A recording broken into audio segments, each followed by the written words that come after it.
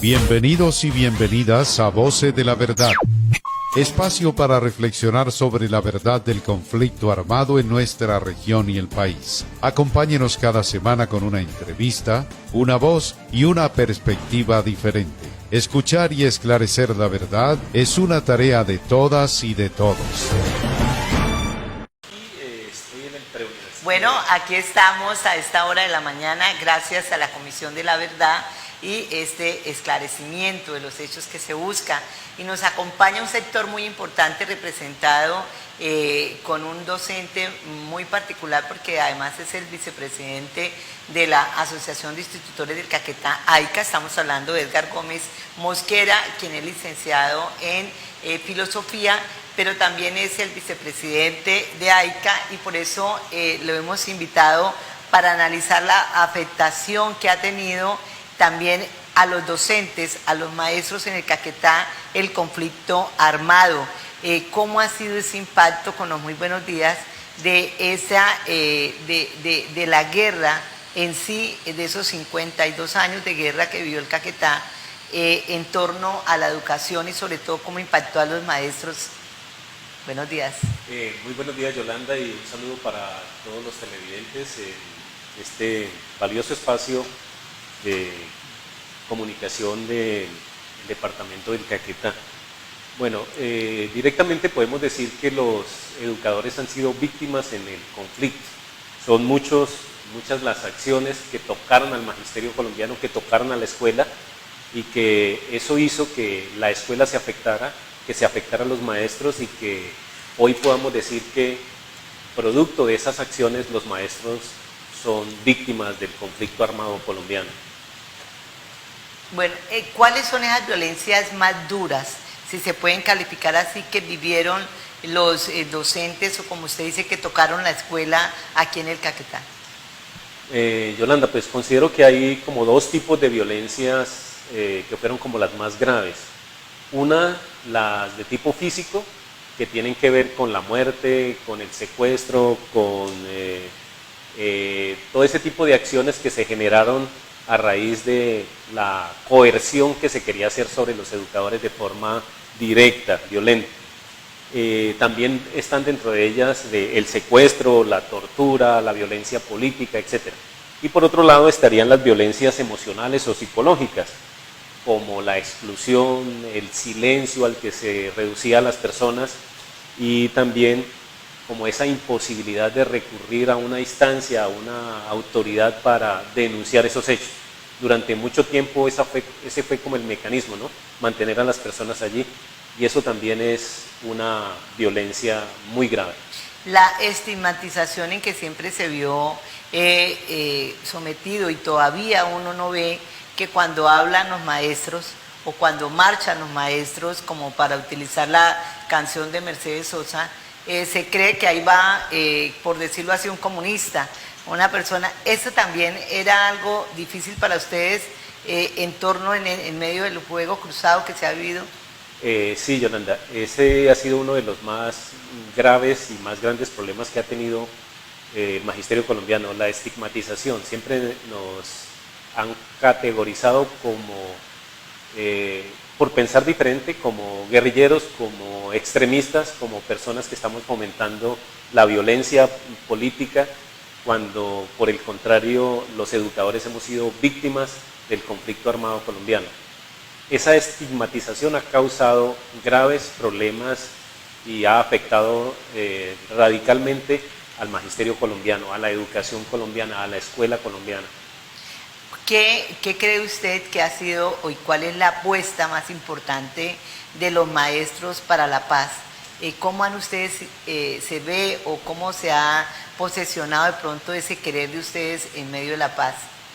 Bueno, fundamentalmente como organización que expresa la democracia, AICA y la Federación Colombiana de Trabajadores de la Educación, FECODE, pues le han apostado al respaldo de los acuerdos de paz. Hemos estado siempre en esa línea de respaldar lo que se viene haciendo a nivel de paz. El acuerdo nos parece fundamental para el desarrollo de la sociedad, y también hay un proyecto muy importante que la Federación ha venido implementando y que todas sus filiales hemos venido apoyando, que es la escuela como territorio de paz. Queremos que la escuela esté por fuera del conflicto. Sabemos que es una necesidad muy sentida de la población y que pues en esa línea AICA y la Federación vienen trabajando, apostándole a construir ese espacio de paz, ese territorio que necesitamos esté libre de conflicto. Para que exista, obviamente, cuando usted habla de los acuerdos de paz también, va inmerso la no repetición. Como docente, como padre de familia, como persona que conoce esta región y sobre todo viendo el panorama nacional, ¿qué quisiera usted que no se volviera a repetir? ¿Cómo sería esa política para la no repetición de la violencia? Bueno, pues habrían como dos cosas. Uno, pues algunas acciones que podemos desarrollar los maestros, como es apostarle a la paz, apostarle a que se consolide, se constituya realmente la escuela como ese territorio donde el conflicto no toque a sus integrantes. Y por otro lado, pues a través de la educación para la paz y la democracia, posibilitar el desarrollo de algunas habilidades como el perdón, la resiliencia, el fortalecimiento de esos principios nos parece claves para que no se repita nuevamente el conflicto armado colombiano. Por otro lado, pues el conocimiento un poco de lo que han sido los acuerdos nos parece clave también, que sepa la sociedad colombiana qué es lo que se viene acordando, qué es lo que se quiere para la sociedad, y también conociendo también los informes de la Comisión de la Verdad, pues que eso sea materia de estudio y de análisis para que esos hechos no se vuelvan a repetir. Bueno, dentro de esos hechos que no se vuelvan a repetir, pero también dentro lo que la meta y uno de los objetivos de la Comisión de la Verdad es esclarecer los hechos. ¿Qué hecho le gustaría no solamente a usted, sino del común? Obviamente que son muchas las ideas entre los docentes, pero dentro de la parte que usted representa, ¿qué hecho quisiera usted que se esclareciera aquí en el departamento del Caquetá? Conocer qué pasó allí. Sí, no solamente conocer los hechos en sí, porque de por sí todos los ciudadanos caqueteños conocemos mucho o conocen mucho de lo que ha pasado en los territorios, de las situaciones que se han vivido, pero fundamentalmente queremos conocer quiénes son los auspiciadores de la guerra, quiénes son los que por principio han mantenido la hegemonía del poder y que ese poder lo han reflejado en esa dinámica de la guerra y que han estado como detrás del conflicto y que no han permitido que las cosas progresen en esa línea de fundamentar un poco la paz, fundamentar un poco el conocimiento de lo que ha sucedido para que se identifique quién es el interesado en mantener la guerra. Conocer cómo fue eso, quiénes fueron los actores. ¿Qué trabajo ha realizado la Asociación de Institutores del Caquetá, AICA, los docentes en sí, no solo la comunidad educativa, usted sabe, tiene padres, estudiantes y obviamente los docentes, para trabajar también en esclarecer ese hecho y conocer cuál es el fondo de las cosas, cómo ha sido ese trabajo, a qué le ha apostado AICA para no solo contribuir a la paz, sino también conocer la verdad? Bueno, los maestros caqueteños tienen una valiosa experiencia en ese sentido. El hecho mismo de hacer presencia en las regiones, especialmente en las que se ha dado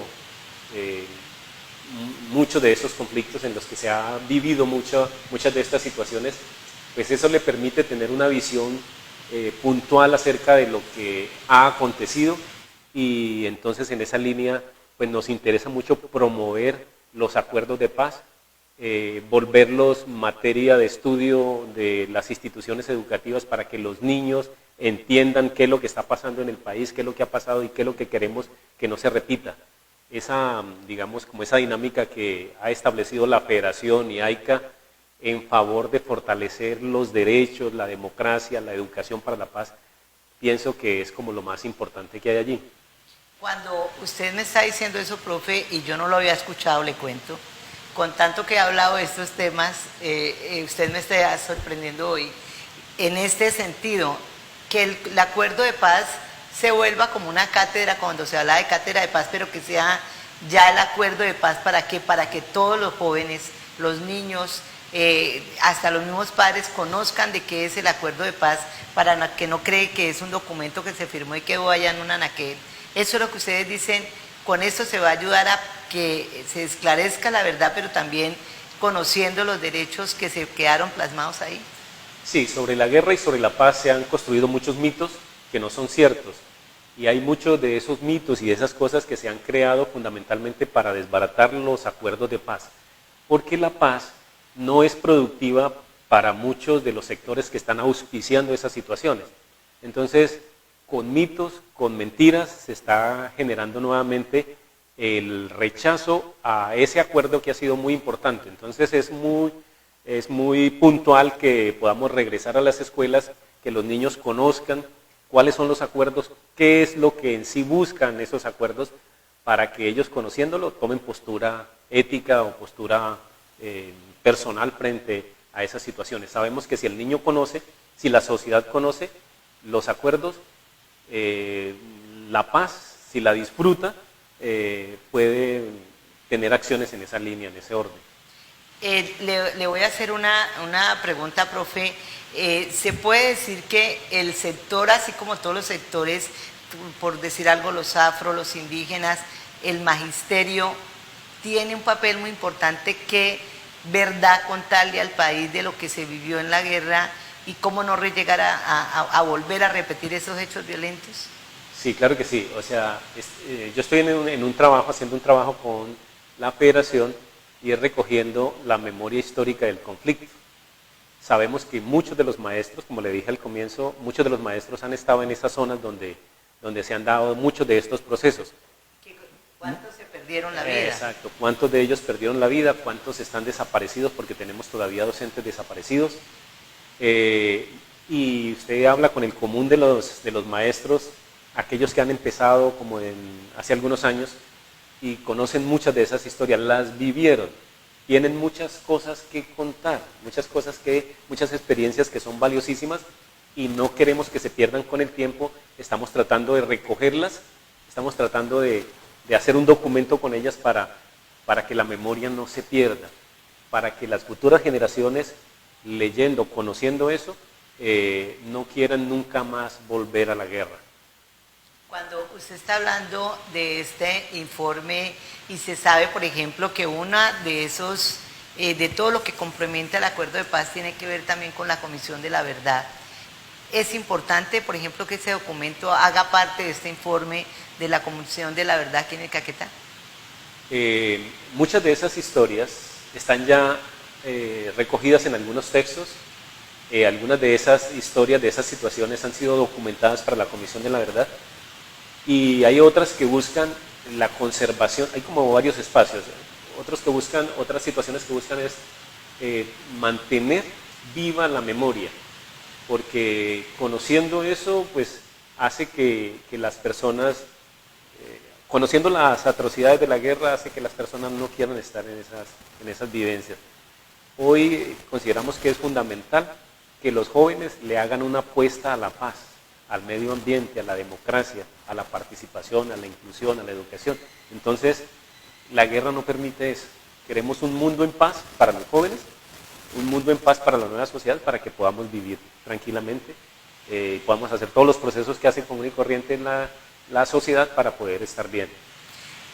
Queda aquí en el ambiente entonces, gracias a su intervención, profesor Edgar Gómez, que se requiere que, como se dice en el argot popular, y voy a hablar con una palabra que utilizan los jóvenes, hay que masticar el acuerdo de paz, hay que masticarlo, hay que leerlo para uno saber que no es una cosa que era solo para la gente que firmó el acuerdo de paz, sino que involucra también a la sociedad civil.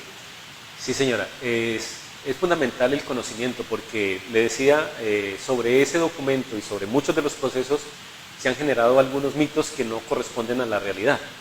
En muchas instancias se cree que si hay acuerdo de paz, pues entonces nos vamos a volver una sociedad, no sé, excluyente, o nos vamos a, bueno, no sé, como a cambiar de condición. No, los acuerdos de paz buscan fundamentalmente restituir los derechos que por, digamos, ausencia del Estado, por no presencia del Estado, han venido tomando otros rumbos y son otros los que han venido imponiendo, manteniendo el orden no queremos más eso.